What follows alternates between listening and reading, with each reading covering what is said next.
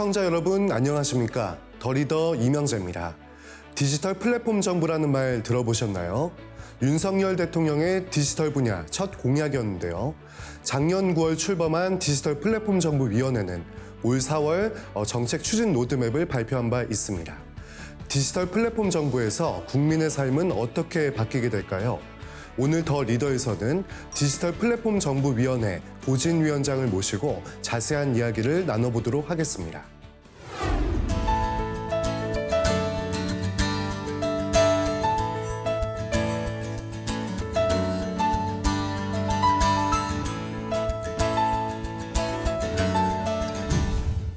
네, 위원장님 바쁘신 가운데 출연해 주셔서 고맙습니다. 네. 먼저 이 시청자분들을 위해서 디지털 플랫폼 정부가 무엇인지 설명 부탁드리겠습니다. 네, 디지털 플랫폼 정부란 사실 정부의 정책 수립 과정에서 과학적인 사고와 또 현실을 반영한 데이터에 기반해서 정책이 수립되고 또 집행되었으면 좋겠다는 그런 윤석열 대통령의 문제의식으로부터 출발을 합니다. 그래서 우리 주변에 가장 가까이 있는 과학적인 근거가 되겠죠. 그 과학적인 근거를 제공해 줄 수 있는 데이터에 기반해서 정책을 수립할 수 있도록 많은 부처들이 가지고 있는 데이터들을 한꺼번에 모아서 같이 공유하고 융합 활용하고자 하는 그런 정부의 혁신 정책입니다. 네, 그렇다면 이제 디지털 플랫폼 정부가 이 전자정부와 어떻게 다른지 이 차이점에 대해서 말씀해 주십시오. 네, 그 전자정부는요, 사실 국민들이 정부에서 어떤 서류를 떼서 또 다시 정부로 제출하는 그런 첨부 서류를 떼고 또 첨부 서류를 제출하는 방법을 전자적으로 굉장히 편리하게 바꿔주었습니다. 하지만 아직도 많은 국민들은 그 첨부 서류를 정부에서 발급받아서 다시 정부로 제출하고 있는 것입니다. 그래서 디지털 플랫폼 정부에서는 사실 그런 부분에서 국민의 시각에서 한번 바라보았습니다. 국민이 왜 정부가 가지고 있는 서류를 떼서 다시 제출해야 될까요? 그것이 아마도 우리나라 법제도의 고시에 국민의 제출 의무와 공무원의 확인 의무가 있는데요. 국민이 제출한 서류를 공무원이 확인하도록 되어 있습니다. 그런 부분에서부터 바꾸어야 된다라고 저희는 생각을 했고요.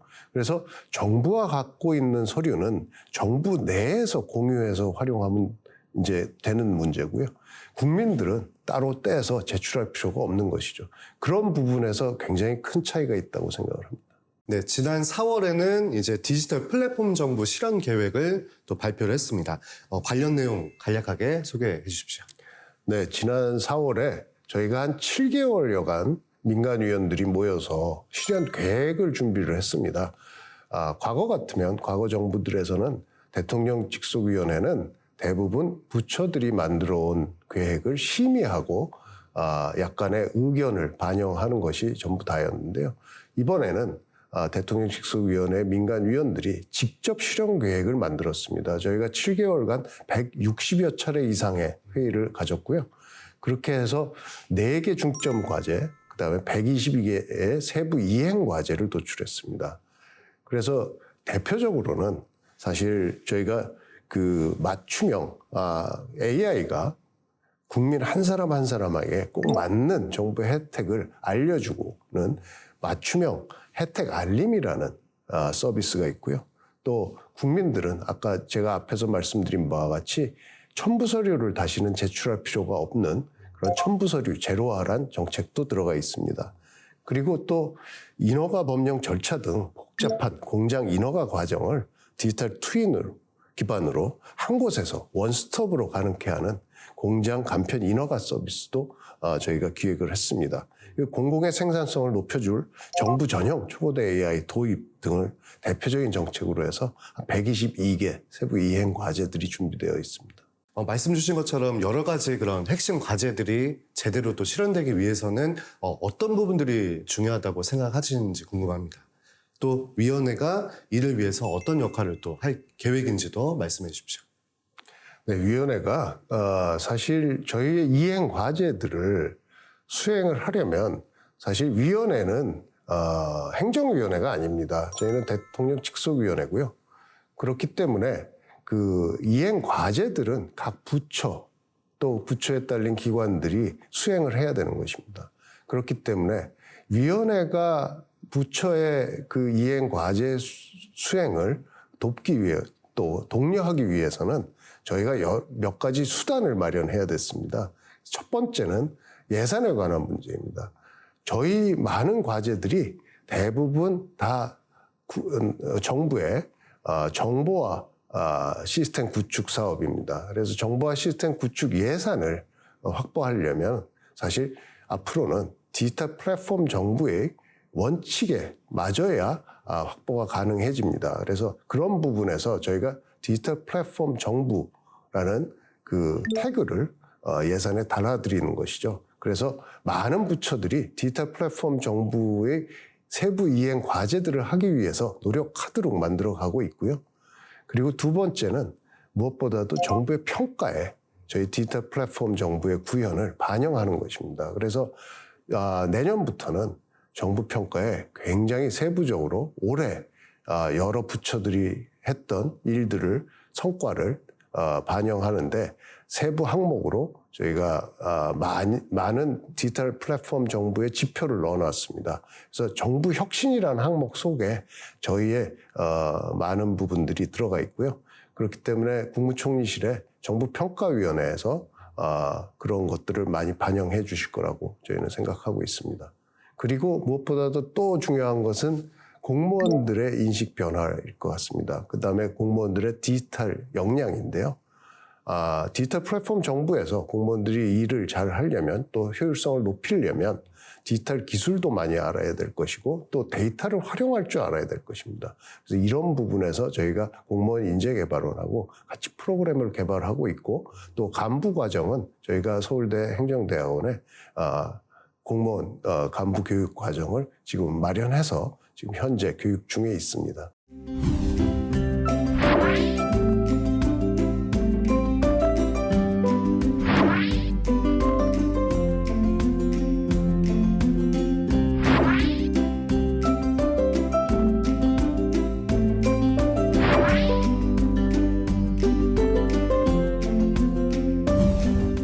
네, 이번에는 그동안의 성과와 앞으로 진행할 과제에 대해서 알아보도록 하겠습니다. 네, 주택 청약이나 또 자연 휴양림 예약 같은 국민들이 또 자주 이용하는 그런 공공 서비스를 이제 민간 앱 또는 이 웹을 통해서도 사용할 수 있다고 들었습니다. 구체적으로 관련 내용 설명해 주시죠. 네, 사실 과거의 정부는 공공 데이터의 개방에 초점을 맞춰왔습니다. 그래서 정부가 가지고 있는 많은 데이터들을 국민과 기업들에 공개를 해주고 공유를 함으로써 그들이 뭔가 창의적인 서비스를 만들어내길 원했는데요. 기업들이 가지고 있는 데이터와 더 결합해서 더 부가가치가 높은 서비스를 국민들께 제공할 수 있도록 저희가 서비스, 공공 서비스의 개방까지도 지금 열심히 노력하고 있습니다. 그래서 올해 6월에 SRT 기차 승차권을 예매를 그 지도 앱에서 할 수 있게 되었습니다. 그래서 보통 여러 국민들께서 길찾기를 하시려면은 여러 플랫폼 기업의 지도 앱을 사용하실 겁니다. 거기서 길찾기를 한 경우에 고속철이 뜰 경우는 SRT를 그 자리에서 바로 민간의 앱을 통해서 예약을 할 수 있도록 저희가 공공 서비스를 개방을 했고요. 또 하나 중요한 것은 자동차 검사 예약입니다. 대부분 여러 국민들께서는 플랫폼 기업들 아니면은 은행들의 인터넷 뱅크나 은행들의 자동차 관리 앱들을 많이 사용하고 계십니다. 자동차 검사를 예약하려면요, 저희가 관공서로부터 통지를 받고 내 주변에 어떤 검사소가 있는지를 찾아서 거기에 직접 연락을 해서 예약을 해야만 가서 검사를 받을 수 있었습니다. 하지만 지금부터는 민간의 자동차 관리 앱들 또 은행들이 제공하는 여러 가지 앱들이 제가 자동차를 받아야 되는 때에 저에게 알려주고 또 주변에 가까운 데에 있는 자동차 검사소도 추천을 해주고 또 예약까지도 같이 해주는 그런 서비스를 만들어냈습니다. 그래서 SRT 기차 승차권 예매, 자동차 검사 예약, 또 국민 수목원 예약, 또 인천국제공항 내에 경로 및 소요시간 안내 등을 저희가 과감하게 오픈해서 민간의 앱을 통해서 국민들께서 사용하실 수 있게 됐습니다.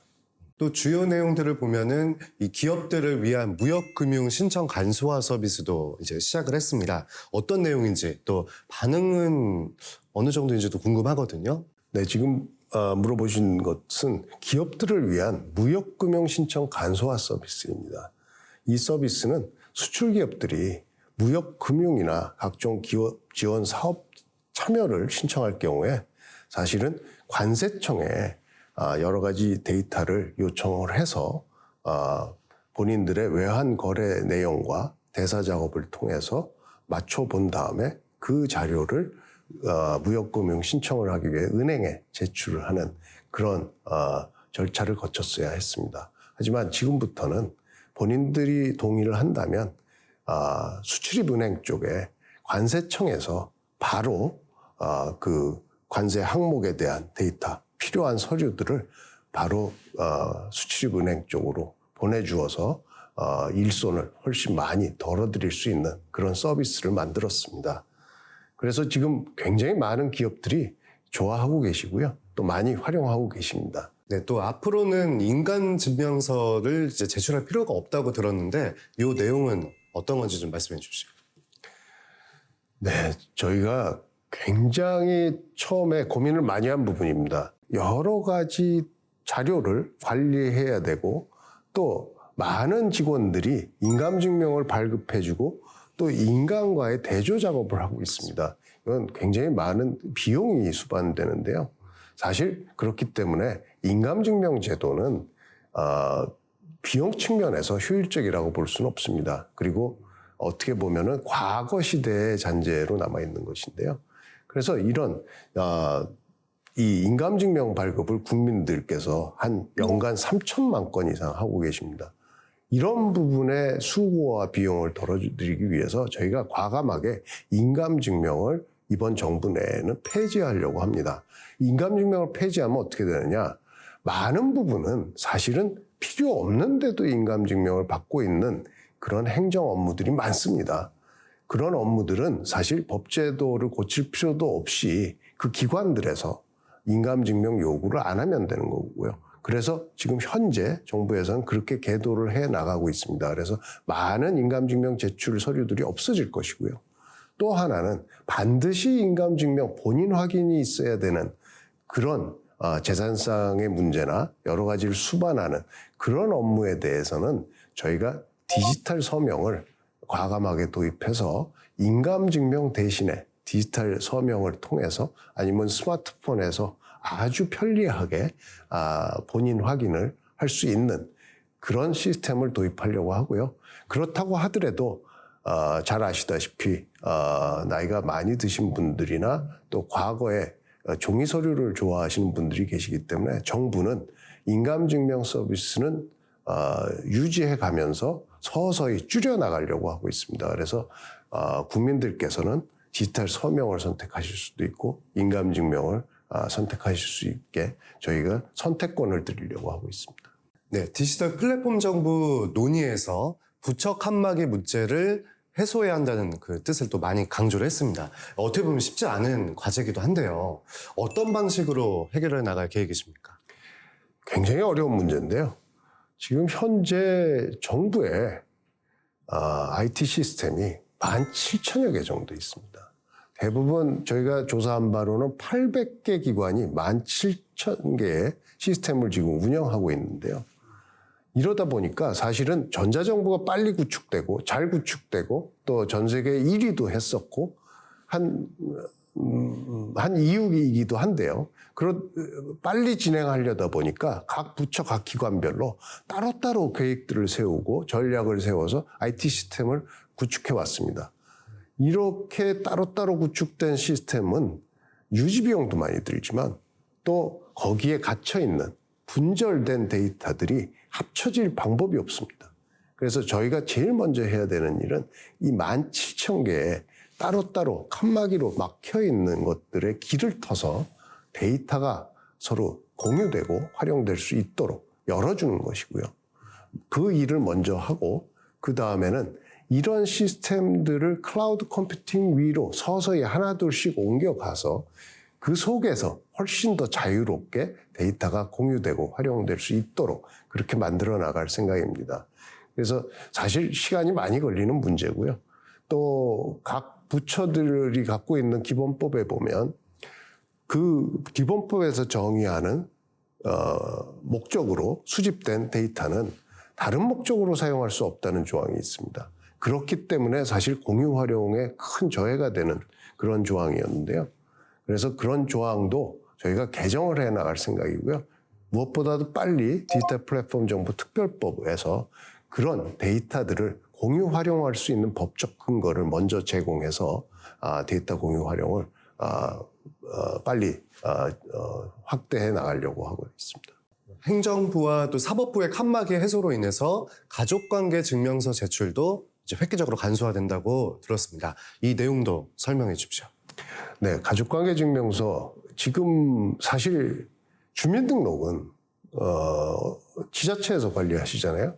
저희가 주민센터 가서 주민등록 등본이나 초본을 발급받을 수 있고 행정안전부 사이트에서 또 발급받을 수 있습니다. 하지만 가족관계증명원은 사법부에서 관리를 하고 있습니다. 그래서 법원 행정처에서 관리하는 가족관계증명 시스템을 통해서 발급받으실 수 있는데요. 여러분들이 복지 혜택을 받는다든지 고용급여를 받는다든지 여러 곳에서 그런 행정 업무를 처리할 때 가족관계증명원을 요구합니다. 하지만 많은 지자체들의 노력, 그다음에 행정부의 노력으로 국민들께서 가족관계증명원을 떼서 제출할 필요는 많이 없어졌습니다. 그래서 행정정보 공동이용센터라는 게 행정부 안에 있습니다. 그 행정정보 공동이용센터를 통해서 사법부의 가족관계증명원을 행정부에서 요청을 해서 가져다 쓸 수가 있습니다. 그 사법부에서 보내준 데이터가 이미지입니다. 그러니까 PDF, 여러분들이 알고 계시는 PDF라는 파일명인데요. PDF로 되어 있는 파일은 이미지로 뜰 수밖에 없습니다. 그렇기 때문에 데이터로 직접 주시면은 행정부에서는 그 데이터를 직접 복지로나 고용넷에 직접 입력이 되게 시스템을 고치면은 공무원들이 직접 타이프해 넣는 그런 수고를 덜 수 있습니다. 그렇게 요청을 드렸고요.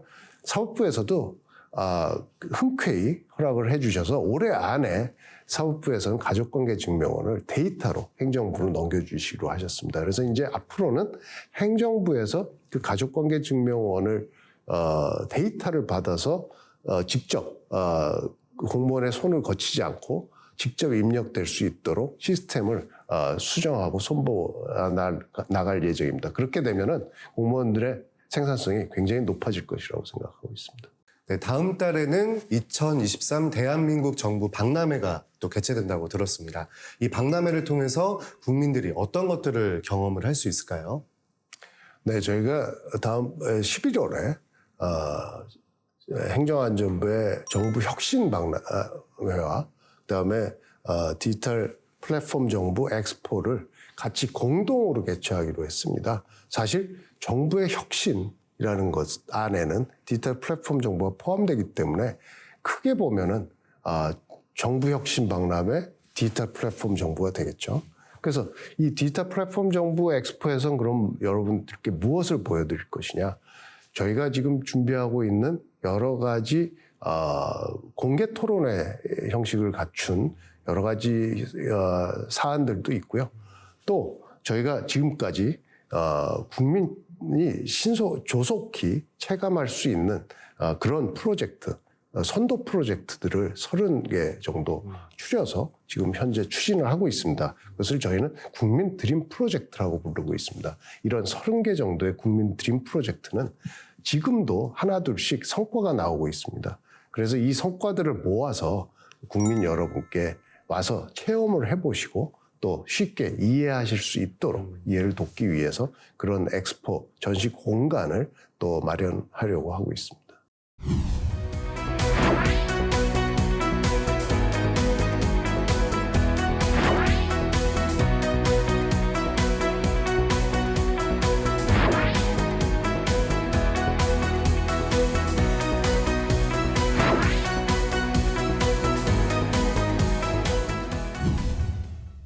이번에는 디지털 플랫폼 정부의 미래와 위원의 역할에 대해서도 알아보도록 하겠습니다. 네, 올해 9월에 UAE 샤르자 주정부와 공공 디지털 전환 및 디지털 분야 양국 협력 MOU를 체결했다는 소식이 있습니다. 어떤 의미를 가지고 있나요? 네, 사실은 올해 초에 UAE 정부와 저희가 MOU를 체결했고요.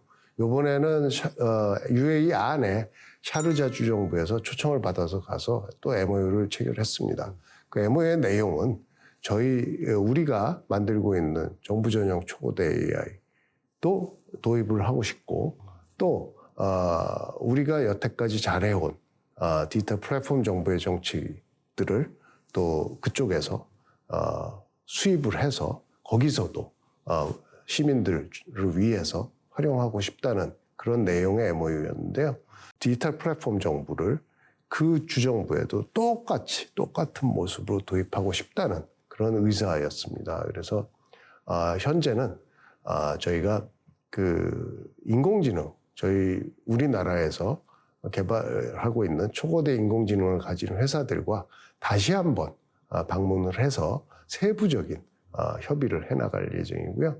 우리나라의 베스트 프랙티스죠. 그러니까 가장 잘된 정책 사례와 또 아랍에미레이트 정부의 가장 잘된 디지털 정부의 정책 사례를 서로 교환해서 교차 실증을 앞으로 하기로 했습니다. 그래서 그것을 한 6개월 동안 하고 내년에 UAE 두바이에서 열리는 월드 거버먼트 서밋에서 양국이 같이 전 세계에 발표를 하는 걸로 그렇게 지금 현재 계획을 하고 있습니다. 네, 마지막으로 오는 2026년 디지털 플랫폼 정부가 실현이 됐을 때 바뀌게 될 국민들의 삶을 쉽게 좀 그려주십시오. 디지털 플랫폼 정부가 구현되는 2025년 그 이후의 모습 어떻게 될까? 저도 굉장히 궁금합니다. 사실 우리가 상상도 못하는 일이 벌어질 수 있고요. 또 우리가 만든 혁신이 또 다른 새로운 혁신을 불러일으킬 수 있습니다. 2026년에는 국민은 더 이상 민원 서류를 발급받고 제출할 필요가 없어집니다. 그래서 여기저기 찾아다니고 또 온라인에서도 이 사이트 저 사이트 찾아다니면서 제출 서류를 뗄 필요는 없어집니다. 그리고 온라인으로 제공되는 모든 민원 서비스 또 공공 서비스는 100% 통합돼서 우리나라 국민은 하나의 정부, 하나의 사이트에서 모든 일을 처리하실 수 있도록 될 겁니다. 그래서 하나의 사이트에 한 번의 로그인으로 모든 민원 사무와 행정 업무를 처리할 수 있는 그런 하나의 정부의 모습으로 여러분 앞에 다가올 것입니다. 그리고 AI가 맞춤형으로 여러분께 혜택을 알려주는 혜택 알림이 서비스를 받으실 수 있을 것입니다. 그래서 앞으로는 국민들이 몰라서 바빠서 당연히 누려야 되는 혜택을 놓치는 일이 없어질 것입니다. 인공지능을 활용해서 공무원들의 생산성이 높아짐으로써 공무원들은 그렇게 절약한 시간에 조금 더 취약계층을 보살필 수 있고 또 현장에 나가서 업무를 볼 수 있는 현장 중심의 행정에 더 다가설 수 있을 것이라고 생각을 하고 있습니다. 이렇게 행정 업무의 효율성도 높아지고 또 국민의 편익이 극대화되는 그런 디지털 플랫폼 정부의 모습 저는 기대하고 또 만들어 나가도록 열심히 노력하겠습니다.